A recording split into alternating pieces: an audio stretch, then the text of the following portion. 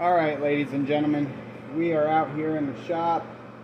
I'm getting a later start than I wanted to. It's 9:22 a.m. Sunday morning, and I actually wanted to get out here before 8 o'clock this morning and start getting stuff done.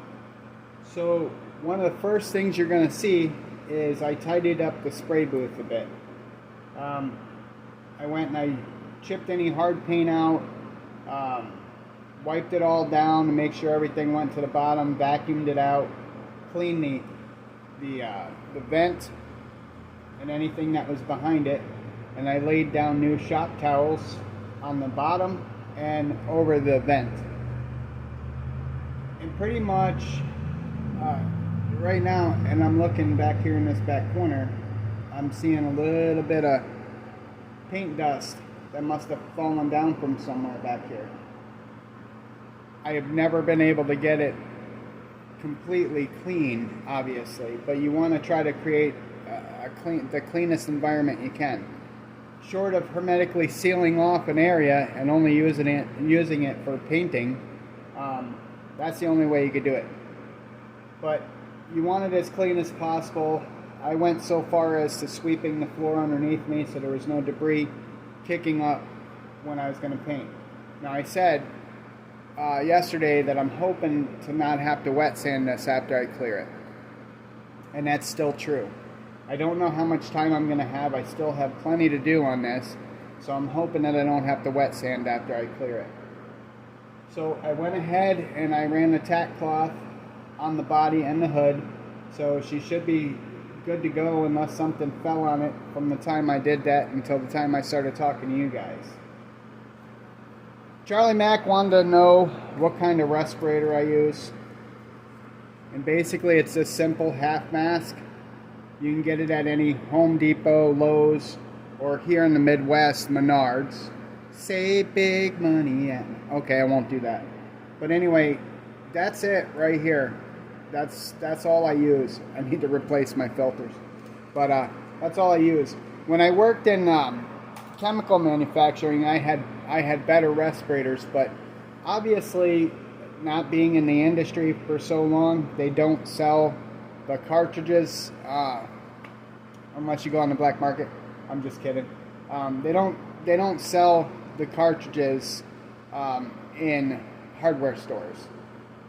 They're supplied by companies like Cintas or you got to get them right through the manufacturer, and that's something I can't do. All right, enough rambling. I am going to go ahead and ready myself to spray a light mist coat, and that's a key. We're sealing in these decals for you guys that don't know or who have problems. And I've had plenty of problems clear coating over decals. Don't get me wrong. So we're going to lock in these decals, and to make sure the clear coat is compatible with the decals, we're going to go ahead and we're just going to mist a light mist coat over the car. And not enough for any type of coverage or anything. But again, with the clear coat, we're going to build up layers until we have everything coated, and then we can spray heavier coats later, and then you get that nice sheen to the car that you're looking for. This paint job didn't come out too bad, and like I said yesterday, I probably would have chosen to wet sand had we had more time. It's got, I don't know what you call it, but it's not as smooth as it could be, and I would definitely wet sand it, being that's this color, before I chose to put decals and to clear it. But under these circumstances, I'm hoping that the clear coat smooths everything out and it comes out looking pretty good. Nevertheless, it's going to be a shelf queen, and I'll be happy with it. I hope. Anyway, let me get ready to spray. I'll be right back. So again, keeping with the same products, we're using Tamiya TS13 Clear.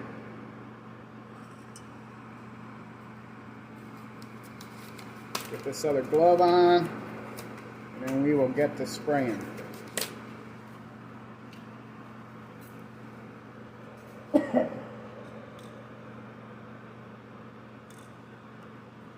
right there.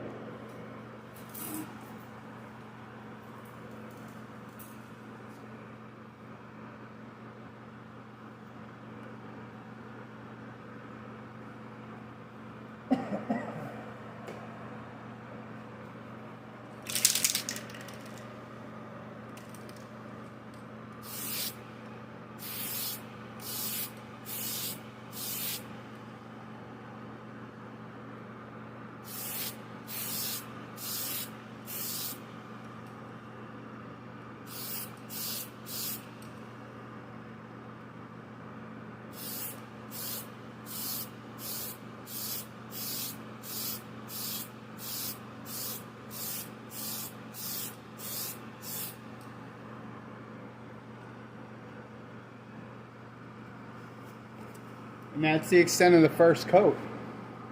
You just want to get enough on there that you'll see it just barely, and you want to build up on that. If you go start hammering on it, you risk ruining the decals, number one, and you're trying to lock the decals in. We're not even going to talk about getting runs or haze or crazing or anything like that. So anytime that you're clear coating, you want to build up the layers. It's the same thing when you're painting. You see so many people, they have struggles when they're using a rattle can, and they don't understand why, and then you tell them, well, your paint's too heavy, and they get on the defensive. Truly, your paint is too heavy when you have these issues, and you can tell. So the same thing happens and is applied when you're using the darn clear coat.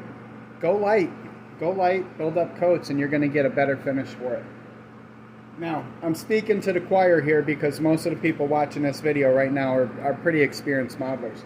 But there are some out there that have issues. I mean, there's people way better than I that still have issues, and I have issues with paint and clear many times. Go back a few videos and you'll see the Mustang. Go back a few videos and you'll see the GTO. But light layers. And even sometimes then, it turns out looking like poop. And you got to throw it in the purple pond or your isopropyl or brake cleaner or whatever the heck you're using. Alright, let me put this off to the side and we'll do the hood. Enough of my bumping my gums.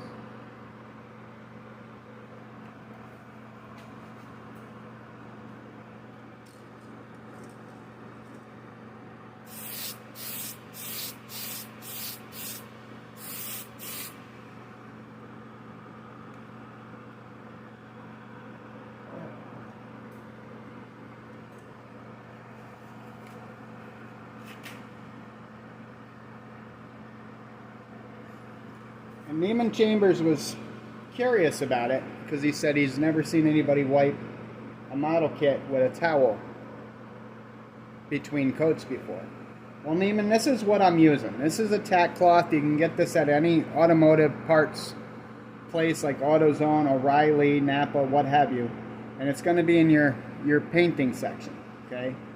And it's a cloth and it's got glue on it. And you wipe it lightly across and it picks up any dust and debris. Now, this isn't enamel. This is a lacquer paint, so within 10 minutes it's dry to touch. And you can do that. And once the coat is dry, you can tack it. And even with enamel paint, if you let it dry enough, you should tack cloth it between coats anyway. But obviously that's going to take a little bit more time when you're using enamel paints. So that's what I'm using. Let me grab the package.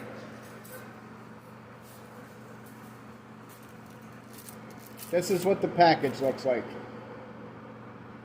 They're like $1 a piece. Hope that helps, Neiman. Alright, so we're going to let this sit for, I don't know, 10-15 minutes. Probably enough time for me to go in and get another cup of coffee. And then I will come out and I will continue it. I'm probably going to end the video right here and upload this one. You guys got the idea of what it takes to clear coat a model car. So I'm not going to bore you with the rest of it. So the next update I hope to have is the final, maybe? I don't know.